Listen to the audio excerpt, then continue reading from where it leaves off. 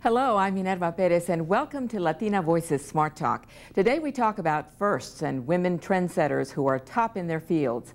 First, meet my co-hostesses, top women in their fields, Patricia Gras, PBS Houston award-winning host-producer, and Texas super lawyer Sofia Adrogué. And here we're giving voice to a segment of our population rarely heard, Latinas, talking about all kinds of issues and topics that affect all of us. Every time we meet, we'll do a segment called Let's Talk. Sometimes we'll agree, sometimes we won't. So ladies, some smart talk. Let's All do right, it. well, let's start with the economy. People Gas are prices. definitely Gas concerned prices. about gas prices, and they keep going up and down. What I think that they did is they're going to go up quite a bit, and then they're going to go down, and we'll feel great because it didn't go down, although it'll never be what it was a year ago, never. But, you know, we'll get to the point where, oh, okay, well, it's at $3. Okay, well, that's pretty good because it used to be $4. But really, in reality, we need to change the way we live. We need to start changing the way we live. Unfortunately, I don't think we can afford to drive those big cars anymore, and we need to start thinking about conserving. And it's also an election year. The prices are going to go down when it comes to the elections in November. I think so, but I don't think it's going to go that much down. I'm working on a documentary on the oil prices, and I think it's a very complex issue. It's about demand from a lot of third world countries, but it's also about supply. And I think China got supply the is blame tight, for the, yeah. and it's going to be tighter. And I think that it's also a wake-up call, I think, for society in general.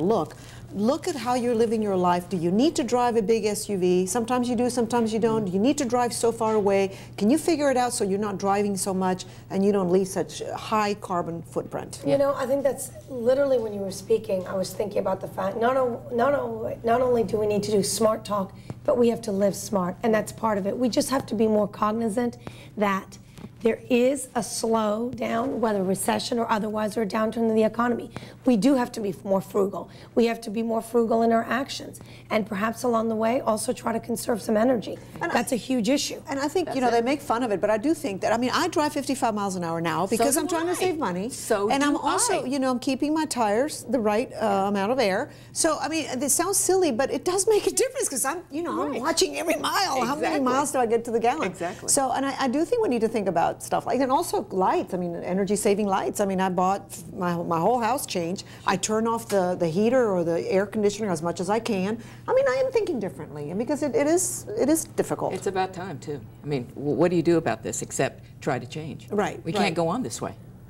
And climate change is happening. Whether people are saying, well, climate change is happening, but it's caused by man, it's not caused by. Who cares? It's there. It is happening. We got to figure it out. Right. I mean, how we got here, it doesn't matter to me because the fact is it's here. So let's figure out how to deal with it. But you're right, living smart. Of course, we have to live smart. Well, how about living green? Living green is a way to go. And like I said, I mean, it's all about thinking, you know, being aware. I think it's like you use the right word, being conscious, you know. Eat local stuff. Why do you eat local stuff? Yeah. Well, you're helping your community, but also they're not driving thousands of miles, you know, kiwi from New Zealand. Do we need to buy a kiwi from New Zealand? At top price. Not really, right? We can get one from California. I think as long as you recycle, you change those light bulbs to those little energy-saving ones, those little curly Q ones. I call them the curly Q. Ride your bicycle. Yeah. And potentially, instead of the Starbucks coffee, have a McDonald's one. Right. Give them both a little business, or make your own at home. Correct. But I want to talk about, you know, eating well and stuff. One of the funny things I heard about the Olympics is the Jamaican runners. And they were saying, why are they doing so well? You know, because it's really unprecedented for Jamaica to win all those fast spring races. And one of what I thought was funny is the Jamaicans said, well, it's our diet. We eat yam, bananas, and dumplings, and we have a winning mindset attitude. I said, well, I'm going to start eating yam and bananas and have a great attitude. You might win. That's right. You might be victorious.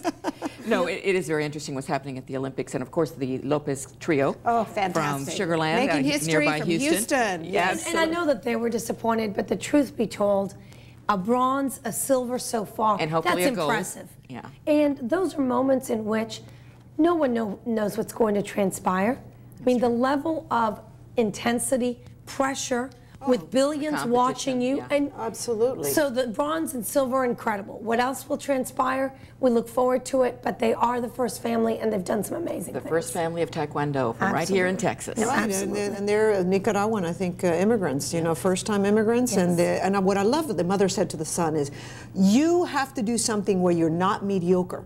Whatever you do not be mediocre. What a best. great advice. And now she's got 3 kids, not being mediocre. I know. Being extraordinary. They're all winners. And we're going to hopefully talk to them next month. Absolutely. I'm real hopeful. I've already talked to their manager, and we're going to try to get them here on Latina Voices. And when we come back, ladies who are first in their respective fields. Don't go away.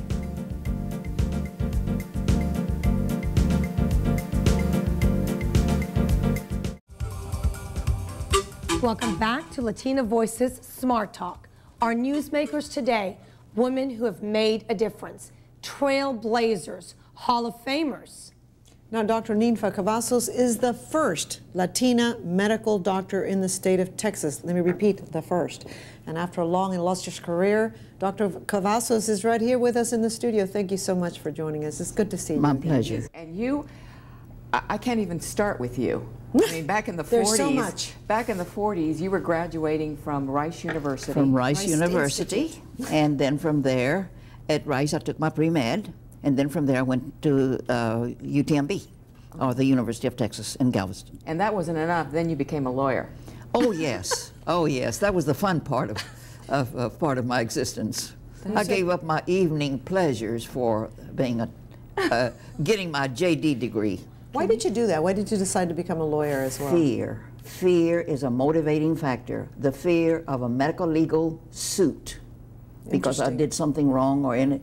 And knowledge is power. Well, and knowing that knowledge is power, I says, I'm going to go ahead and get my degree. Your father was a panadero, right? A bread maker. He and was you a used to baker. drive. You used to drive the truck. When I was 11 years old, I learned to drive a truck so that I could help my father. Is that amazing? And he would sometimes throw 2 bits, and at that time, dos reales, which is 25 cents. Yeah. Was he supportive of you when you decided to become a doctor, or was he like, oh no, you can't do that? My father said, talk to my mother, viejita. That was the way they would talk to each other. Viejita, no le vamos a dar educación a la niña, se va a casar. She's going to get married. Why educate her?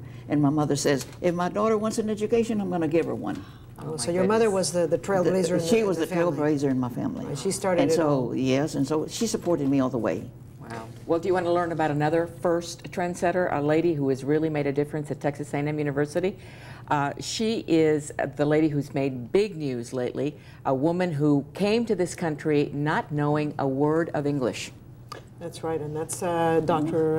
Wow. Elsa Murano. And I'm disappointed, it's not Rice, but she's from A&M. Yes, exactly, exactly. And in fact, we have a very nice story about her and what she's done and how she got there. And she was recently given a very special reception by some Texas A&M regents and supporters at the Federal Reserve Bank of Houston, where I caught up with her and asked her what it's like being at the top of Aggie Land.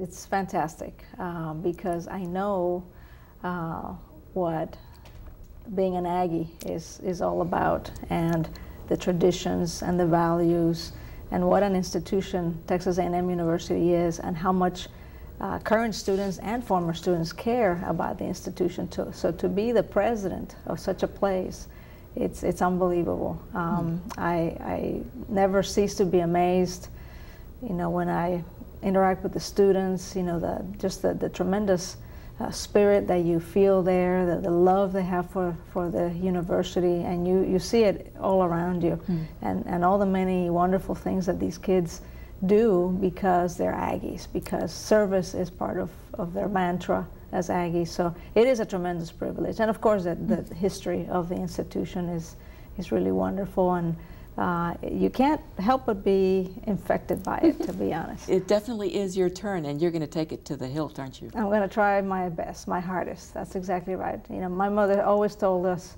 you know, work hard, persevere, and why not you?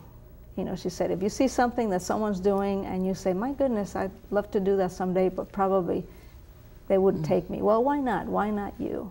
And that's been really the words that I've been living by since I was a little girl, that if somebody else is doing, why not me? And so here I am, president of Texas A&M University. What a country. An amazing woman. We will return with more Latina Voices after this.